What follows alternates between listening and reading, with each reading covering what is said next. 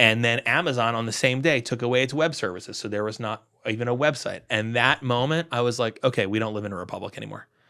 Like literally our means of communication, right, which is through the internet, just said certain inconvenient speech from the president is not allowed. Yeah, so when I was first at, like the first 4 years I was at Apple was before COVID. And again, I had this very unique situation. So like I had a lot of fluid, like I'd be at the office constantly for a couple weeks and then not for a month, right? And then it was just depending on the different cycles of where we're at and something. Then COVID happens. I actually bought a home in Idaho during COVID and worked remotely. I was remote for a couple of years, right? Yeah. 2.5 years, whatever. And that was, by the way, when I started realizing like, what am I really participating in? What do you mean by that? In COVID, big question.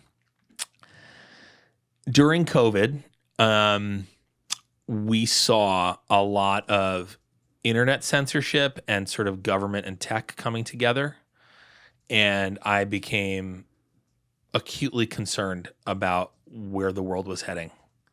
One of the moments that really shocked me. So I'm going to go pre-COVID for a second. Okay. But like 2018, I believe it was 2018. Check me on this. I believe that's when Alex Jones was sort of deplatformed from Apple. Okay. And at the time, I was like, oh, whatever. Like it did not cross my mind at all. Precedent. It was and like everything that followed that basically was like cancellation. If you do something wrong, you're out. If you do something wrong, you're out. Deplatforming. And again, like we're in an environment where the entire world is experienced through two products. And what would happen is Apple would when Apple would do something, other companies were allowed to do it. Apple sort of has the moral high ground among the tech companies. At least that's my perception. So Apple deplatforms Alex Jones and then the other ones do, right? Right. Like literally the same day. And then all the social media cancellation happens with, Me Too. I'm sure some of that was justified or not. I don't know. But, we got this sort of itch that we needed to scratch of like bad guy out, bad guy out. And then we get to COVID and it starts getting very bonkers, very bonkers. Now it's like you can't say the virus might be from a lab because that's racist. And like, I'll just say like, I had experiences like, I'll put it this way. Apple was a non-political company when I got there. I never heard about politics at work. And then during this period of time, I was in experiences that were basically like struggle sessions. Struggle sessions? Yeah, like big group of people. Like we're going to talk about how, the world is racist and you can't say COVID's from a lab because it's, that's anti-Asian hate or whatever. So it's like, that became like our biggest client hate. Yeah, exactly. Oh, we'll talk about China. Yeah, that's a big one. Yeah. So while this is all happening, and I felt the culture changing big time. That's right? shocking. That brother. It was after that. It was very shocking. It really happened starting with the George Floyd summer riots. Like that's when it started being like commentary at work. Important meetings. We're going to discuss, how the world's racist, whatever, and I'm like in Idaho, like what is going on here? Like, it's like going out and shooting at night. Literally, dude. I'm like, wait, hold on, what do I got? And so this is starting, and then I think a really important moment was if you remember in 2021, all of the social media companies censored all the conservatives. So this is anyone who's saying the election might have been fucked up or COVID's from a lab. All these people get taken off platforms. And there was one app left that allowed them to speak called Parler. But there was one, and it became the most popular app. Parler. It was the most popular app in the world for a month or something, okay? Yeah. And then Apple and Google removed it. From the App Store, yeah. And then Amazon on the same day took away its web services. So there was not even a website. And that moment, I was like, okay, we don't live in a republic anymore. Like literally our means of communication, right, which is through the internet, just said certain inconvenient speech from the president is not allowed. Like, that's crazy. And like, we just flew by like that was like normal. That is not normal. That is totally outside of the design of our founders.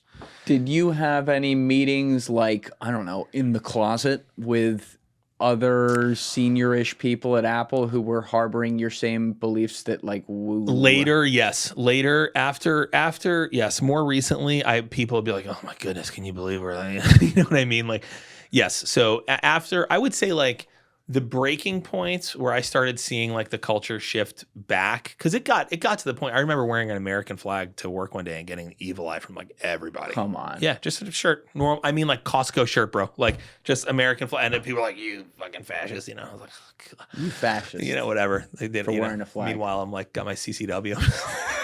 Like, you have no idea. Anyway, so you know. Anyway, so, but it's like anyway. Was there? Yes, I would say the moments when things started changing were like this. It was when Elon bought Twitter. It was like a lot of people can you believe Elon's so fucking stupid? He's ruining Twitter. And I'm like, yeah, Elon's really stupid. Like, yeah, and we are at this company that's like, you know, not as innovative as Elon's company. You know, I'm like, yeah, Elon's really lost it, guys. Like, come on. So that was like, but I think a lot of people would be in meetings where like someone, you know, their boss might say something and then people are like, yeah, you know, and that started, I sensed at least personally sort of the iceberg melting, and people in private would be like, you know, because there was also a lot of, I'll just say like,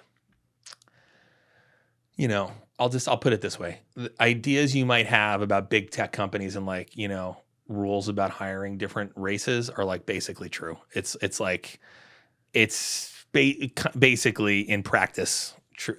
So you're saying the DEI is exactly what big time.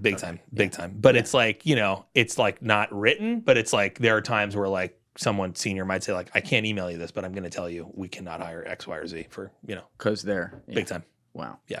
Now, so like, actually, though, I do want to say, I don't know if you remember this. I'd love to get the inside baseball as far as like what you thought. But I remember after Elon bought it in like officially in October 2022, I think he took control of it like that month or something like that.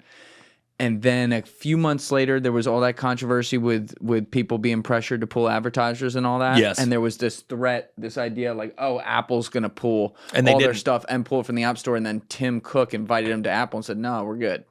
So it seems like Tim was, and this is still somewhat early, Tim at least saw that the ball had rolled too far and wanted to roll it back. I can't speak for his perception, but I remember that moment, and that was one of the moments where I was like, I mean, it's like we're talking about my dad. It's like, you know, there were moments where I was like, yeah, we did the right thing. There were other moments where like, oh, fuck, what are we doing? You know, like it's just it's not black or white. You know, in a lot of ways. I mean, we're talking about the company that like created iTunes, and I mean, this is like these are the best people. Like they're awesome, and I just think there's room for other new things. And there's a lot of new people that are there though since then. That is also true. That is also true, and I think a lot of people felt the kind of McKinsey-ification. Yes. You know, and it's like, you know, that's a real thing. But yeah, I mean, in a lot of ways, like I was very, you know, when I thought Apple did totally the right thing when it came to that terrorist and the government wanted to unlock their phone. The San Bernardino thing. Yeah, and it's like, all right, I want to talk with you about this. Sure. This is something that has come up a bunch. Sure. On my podcast before with different guys. One of my friends, Jim Diorio, actually was on the other side of that because he was at FBI at the time and was talking with them.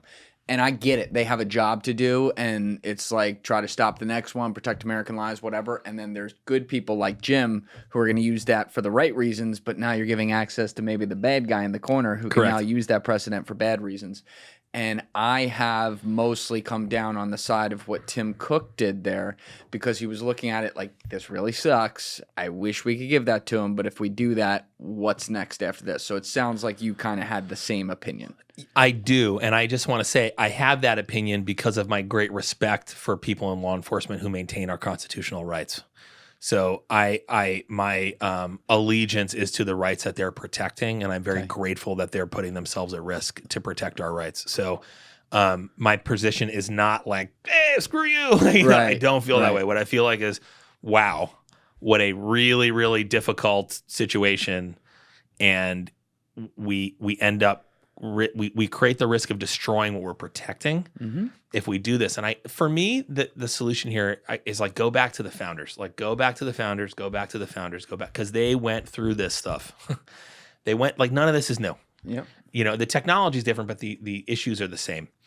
And, the founders of our republic had long, detailed debates about this issue in particular. And one of the things that came up a lot was like, man, we are creating a system that's going to make it easy for criminals to get off. Like, it's hard to prove guilt. Like, they designed a system that's very different from other countries. Yes. Like, and they were like, yeah, but we know what happens when the system doesn't protect innocence. Everyone ends up abusing it. So you end up with sort of two general perspectives, I think. One of them, my perspective is this: human beings are too flawed to have power over each other. Human beings are too flawed to have power over each other. And they will abuse whatever power they have for hidden motives that they will never acknowledge. And I'm on the top of that list, right? I don't mean people worse than me. I mean people just like me like we saw this during COVID, will overstep because they're helping, And when it comes down to the scenario of private communications, our founders said, you know what? Like, not only is this important, but it's literally in the first Article 1, Section 8, is they tell Congress is going to establish our money and then our post office. Yeah. And what about the post office? It's going to be private communication between citizens. People need to be able to share ideas for the republic to thrive. What else? A major reason at that time was to get people out of cities, newspapers, for people to get news. It has to be totally private. We can't know what news they're reading, right? Our founders encoded this. And I think, the notion that today we should be able to, because it's more dangerous, actually read each other's communications or peer in or actually get all this metadata. It's just like, you know what? People better than us figured this out. And it sucks. And there are shitty moments. And by the way, the founders didn't say, welcome to this republic, it's going to be a joyride. That's right. Right? What they said is, welcome to the responsibility of a republic. I hope you can maintain it, because they knew it was going to be hard. Thank you guys for checking out this clip. If you haven't already subscribed, please subscribe and hit the like button on this video. It is a huge, huge help. And if you'd like to check out this clip's full podcast episode, that link is in the description below or right here. And finally, you can follow me on Instagram and X by using the links in my description below.